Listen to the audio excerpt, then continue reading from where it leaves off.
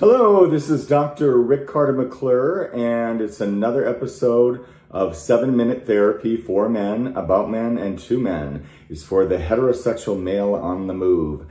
So today we're going to talk about a really big problem that men have, of course, with the internet, accessibility, and that is porn addiction.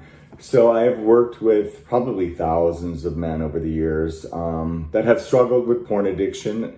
And as many of you guys know, you have accessibility right from the get-go. You start watching it early at age 13, 14, right after you hit puberty. And what you don't know, that we do know now, is that you are building up sexual blueprints or templates in your brain as you're watching porn consistently. And over time, that type of neuroplasty that develops, it's like this groove in your brain. It functions in a way that supports continual searching and seeking, which of course is a dopamine activity that leads you back to porn, and you have to keep using more and more of it, like any addiction, just like alcohol. If you become addicted to alcohol, you over time develop a higher tolerance. So here you are as a young boy and you're developing sexual habits and you're watching porn often when you're bored or just for the excitement of it all, and you discover more porn stars, different levels of intensity, fetishes, and so forth. So at this time, you're seeking, your parents are out of the house, you expect them to be home at any minute, so that adds the element of excitement of being caught. So there's many things going on that you don't even understand.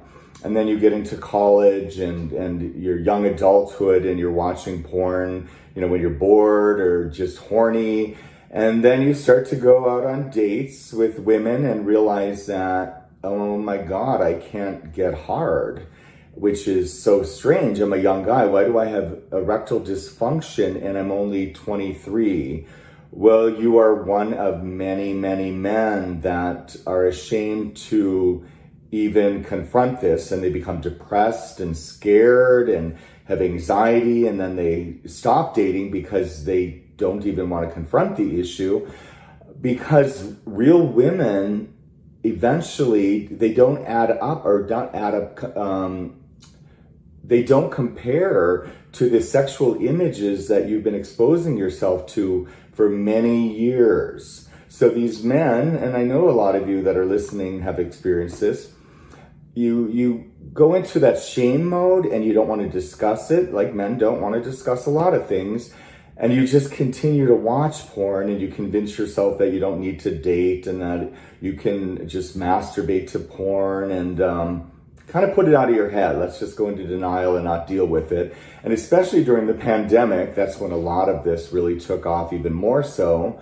And even men in their older years that have been watching maybe not as much porn, but here and there have struggled with getting erections or being stimulated by their wives or girlfriends, because all of these porn images just get stuck in your brain, and you just want to have that image rather than a real person. It's hard to relate when you're just watching it on a screen, and all of a sudden here you are with your wife who wants to be intimate, and you can't get it up. So a lot of men, of course, started taking Viagra. But even then, it often didn't work. So what you have to realize is that this addiction is similar to other addictions, but it also has the sexual neurons involved in it, which is, makes it even more heightened. So you have the dopamine of the chase. That's why men who use porn will acknowledge that they sit there for hours and not wanting to even ejaculate because they love the chase and looking at new images and new images. So it's like this super type of chase where you just keep going into more stuff and putting off even ejaculating, because once you ejaculate, the chase is over. All right, so it's a huge problem, and oftentimes guys get married and they're in a relationship for a while and they hide their porn use, or if they do state that they use it once in a while, women don't realize how bad the issue is. They think, okay, yeah, my husband once in a while will jack off to porn. It's normal. Every guy does it, which is true. Like, you know, in modern times, most men have used porn to masturbate. So they don't realize what a problem it is, and the guys are still in denial, and then they start sneaking around, and you know, you're down in the, you know, you're in the other bedroom, or you're spending hours on it, and even when you have free time, you start watching the porn that you like to watch. You start missing events or canceling plans with friends or telling your wife to go out alone so you can watch porn. And then suddenly one day she's going through the history in your browser and she is shocked. She is shocked to see the type of porn you're watching, the type of images you're looking at, and brings it to your attention. And of course, you go into denial. What are you talking about? You know, those sites just pop up naturally. I don't look at it. I don't know where they come from. But then eventually you do admit it. And then looking at your own images when you're confronted with it is shocking to you too, because as humans, I think we compartmentalize because we don't even want to admit to ourselves the truth about how far down the rabbit hole we've gone. And when your wife is confronting you about some of the porn sites that you have visited, it's shocking to you as well, even though you've done that over and over.